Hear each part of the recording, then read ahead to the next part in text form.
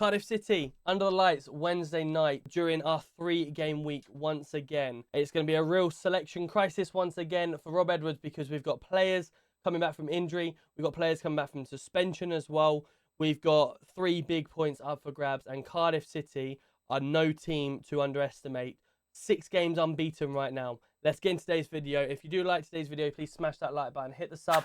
Let us know in the comments your thoughts. We're on the road to hit 5,000 subscribers. So if you could do me one favour and hit that subscribe, it would really help out. Thank you very much. So straight into Cardiff City. Last 6 games, they've won 4 and they've drawn 2. They've come back from a 1-0 down to beat Norwich City and 5-0 against Plymouth, a team that we lost 3-1 to ourselves. They seem to line up in 2 separate formations, a 4-2-3-1, very similar to how West Brom set up against us. They also have a 4-2-2 as well. A couple of key people to look out for. Colwell, we've also got Tanner to look out for as well. Their top goal scorer is Callan Robinson with 5 goals in 11 appearances. And they're currently sitting 3 points above us on 17th place. So this is how we set up against West Brom. We had Mengi, McGuinness and Bell at the back. We had Hashi on the right. Exactly where we brought him for, right wing back, played really well. Moses on the left wing back.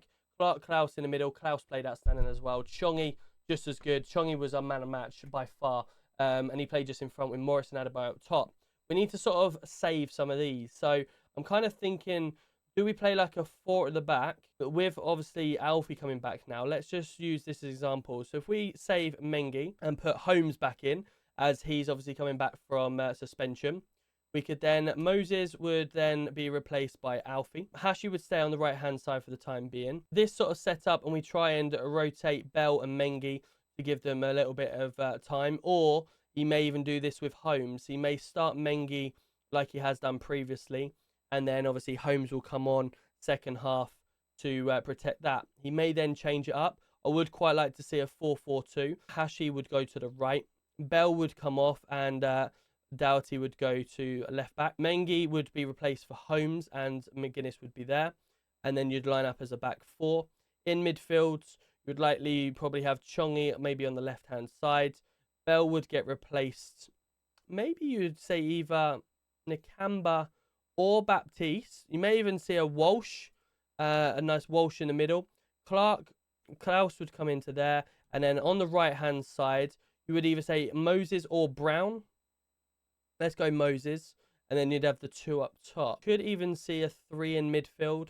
Chongi would stick to just there. Just like that. So you'd have Walsh on the left, Klaus in the middle, Moses on the right-hand side. Chongi just sitting in front, just like he did against West Brom. And then you've got the back 4 protected just there. That would be quite ideal. But Alfie might not necessarily be able to run down the wing a little bit as much as he could. But that's protecting Mengi and Bell. If he's protecting Morris with injury or Adebayo, for instance, instead he's going to bring Brown on. He'll play Brown at the top with Morris to begin with. I'd quite like to see Taylor go up as well. That will also enable us with Chongi to be able to bring on maybe Jordan Clark for the second half, for instance. We could, or as he normally does, Cooley Woodrow, example. But then Klaus could look to either play a full 90 minutes, or we could bring him off and Nakamba could come on nicely there.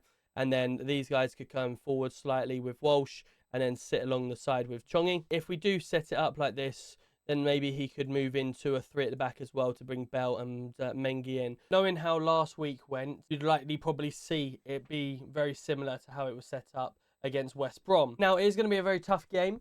I am going to predict that Luton Town do take the victory on this one. They've got to lose at some point, Cardiff, and Luton have got to win at some point as well. So, yeah, I'm going to go for a very close game. But even if it's a 1-0 win, I'll take a 1-0 win. There will be some scoring. Cardiff, as we know, have scored some goals. They come back from being 1-0 down as well, so we need to protect that.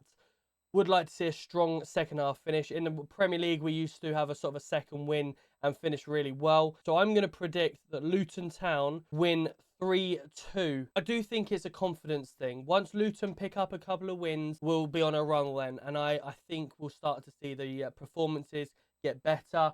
The results will start to come in. Oh, don't forget, you know, we've spent a lot of time in Premier League against top quality teams. We've not necessarily come out with a victory. Morale's slightly been down, or confidence, stuff like that. Look at Elijah. As soon as he banged in a couple of goals, he's picking up. He's picking up. Yes, Saturday's game wasn't necessarily him, but, you know, Coventry, it looked a lot better, a lot more clinical. Yeah, I think we will likely see a lot more confidence from the lads, and that's all we need. A couple of wins, maybe a clean sheet. Now, if you did like today's video, please smash that like button, and we'll look forward to seeing you on Wednesday on a vlog after the Cardiff game. Up the Hatters.